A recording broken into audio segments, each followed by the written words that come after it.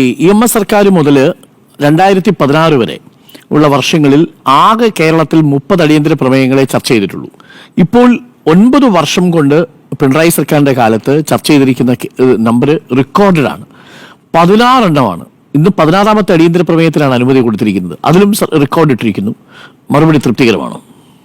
മറുപടി തൃപ്തികരമാണ്. കാരണം ഡോക്ടർ അരുൺ ഇപ്പൊ പറഞ്ഞ ചോദ്യത്തിൽ നിന്ന് തന്നെ ഒരു ഉത്തരം പറഞ്ഞു തുടങ്ങാമെന്ന് ഞാൻ കരുതുന്നു. ഇന്ന് പ്രതിപക്ഷത്തിന്റെ 16 അടിയന്തരമാണ് അവിടെ നടന്നത്.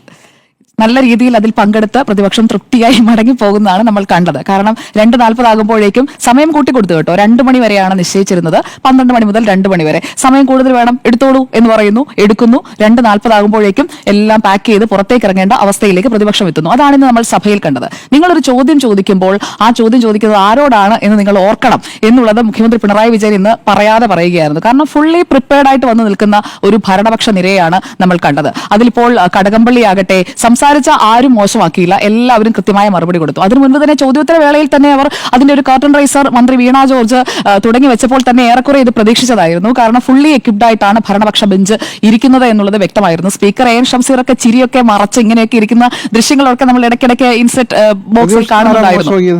പ്രതിപക്ഷം ആരും മോശമാക്കിയില്ല. ഞാൻ പറഞ്ഞുതരാം.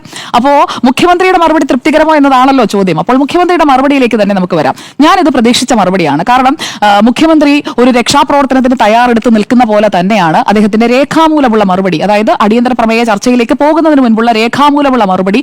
ആ മറുപടിയിൽ നിന്ന് തന്നെ കസ്റ്റഡി മർദ്ദനത്തെ ആര് ന്യായീകരിക്കുന്നു, കസ്റ്റഡി മർദ്ദനത്തെ ആര് എൻഡോഴ്സ് ചെയ്യുന്നു എന്ന രീതിയിൽ തന്നെയാണ് അദ്ദേഹം മറുപടി പറഞ്ഞു തുടങ്ങിയത്. അപ്പോൾ മുഖ്യമന്ത്രി വെൽ പ്രിപ്പയർഡ് ആയിരുന്നു, എക്യുപ്ഡ് ആയിരുന്നു എന്നുള്ളത് ക്ലിയർ ആണ് അവിടെ നിന്ന് തന്നെ.